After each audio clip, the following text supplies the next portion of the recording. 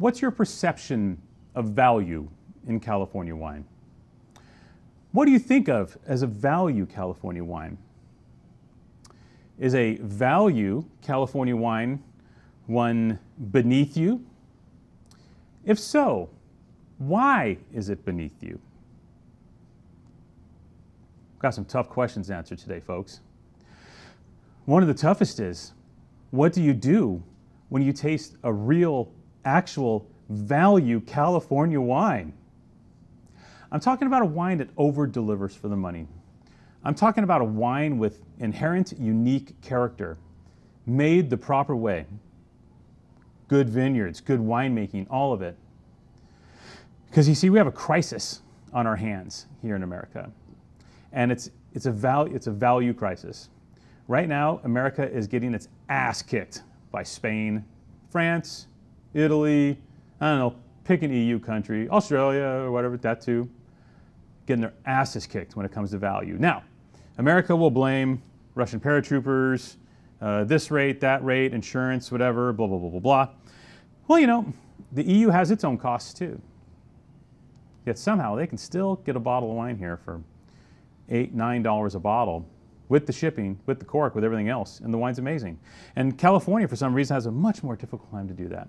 I'm not going to get into the semantics of it. I'll probably get, emails from people saying, you don't know what's going on, you don't know. I kind of do. I kind of do. And I'd say, America, shame on you, for the last 10, 15, 20 years. Shame on you for sending the value aspect of California wine into the grocery store bin. The same enzymes, the same oak chips, the same shitty fruit, the same whatever, different label on it, on your grocery store shelf, 300 wines that are the same.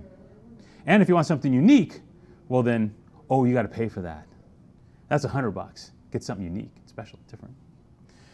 Well, Alphonse DeRose, thank you, sir.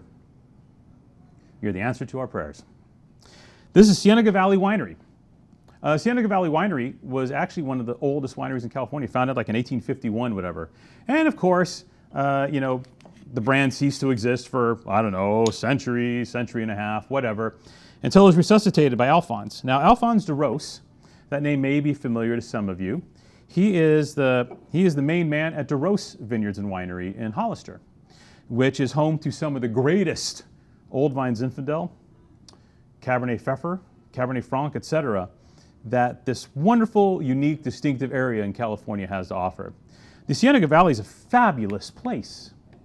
This was the ground zero for wineries like Almaden and other great places in the 50s and 60s. This was the foundational roots area for vintners like Martin Ray and some of these guys that eventually found their way from the Cienega Valley up the mountains, ridge vineyards.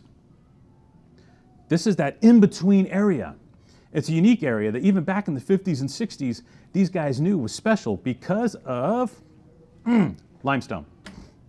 Limestone, sand, unique soils that are more indicative of the French soils than they are of the typical California soils, be it, alluvial, loamy, this, that, some clay here, whatever. These guys already knew way back when. They were growing great Pinot Noir in these vineyards 100 years ago. And of course, Cabernet became king, they lost their way, et cetera, et cetera. Alphonse has gone about searching out a couple of the growers that have gone to the point of rejuvenating Pinot Noir and Chardonnay in these areas, really taking advantage of these limestone soils. Familiar with Calera wines? These vineyards in this Hollister, Cienega Valley area are just a few miles from places like Calera, which produces some of the greatest Pinot Noir on planet Earth. It's all here. You just have to go for it. You have to mine it. You have to tap it.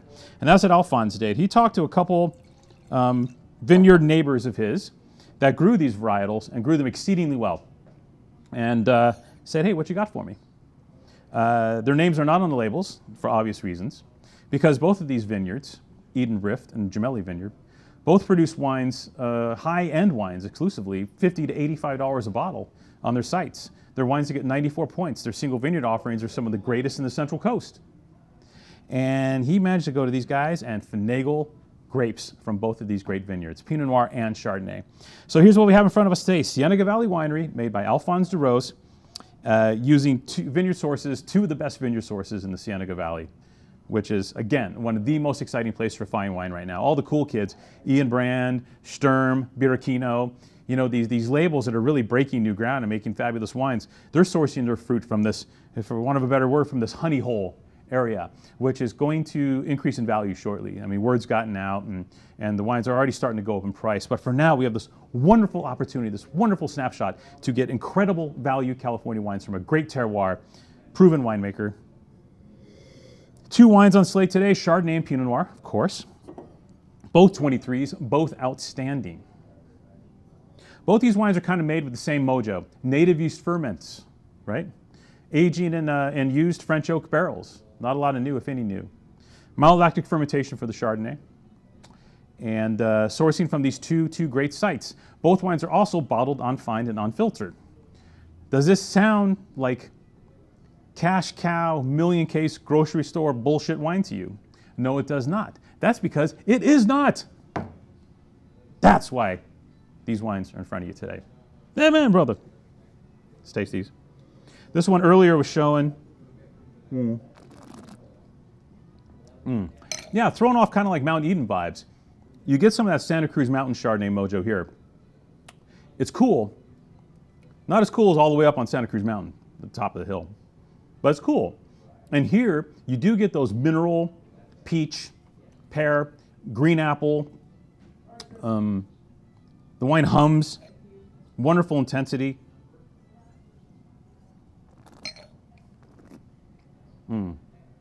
Wonderful texture. The wine has plenty of acid, but it's also quite slippery on the palate. A complete Chardonnay. And this isn't stainless steel. This is aged in good, you know, older French wood. Exquisite. And now the Pinot Noir. Same type of deal. Pinot Noir sourced from those 2 sites. Also aged in French oak. Also native yeast. Also unfined, unfiltered. All the cool kid stuff. All the right stuff that you want to hear when we're talking about fine wine. Gorgeous. Strawberry, red cherry, cola. Blind almost kind of, there's Santa Cruz mojo here, you know, that kind of rhubarby, you know, Santa Cruz Mountain Pinot thing here, but there's also a little bit of that Sonoma coast vibe, like Occidental, like that kind of area. This wine exhibits both of those characters. All planted from top-notch clonal material, probably planted like in the last 20 years, 15 to 20 years. So the vines aren't like old, you know, there's old vines in these vineyards. There's 100-plus-year-old Zinfandel and stuff in these sites. So the vineyards are already previously planted forever. But these are newer plantings of that Chardonnay and Pinot Noir as these vineyard sites get back to kind of doing originally what these vineyards did best. Exciting stuff.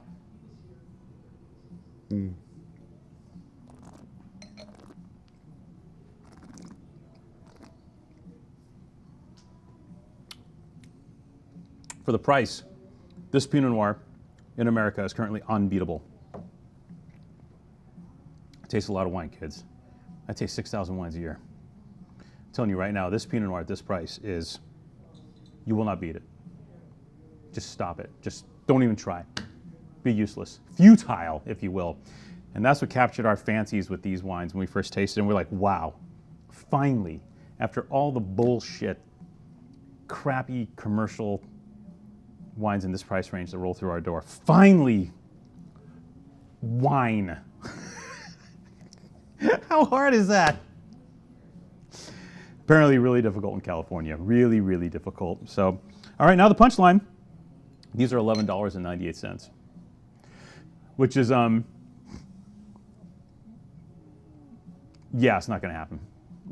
You're not going to beat them. I think full retail on the wines are maybe $15, $16. So we're aggressive, but even at full pop, these wines would be $15, $16 on the shelf.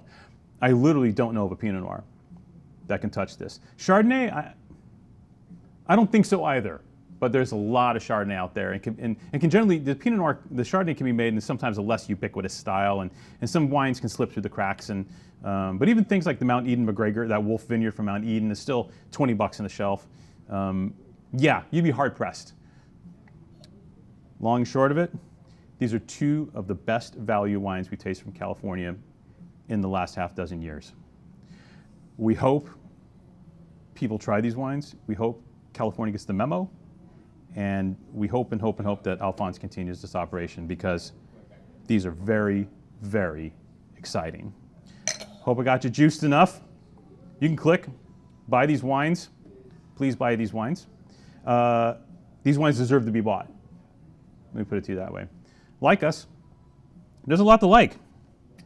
I love these. Is there a love button? Is it just like? See, for us, I feel we should have a love button.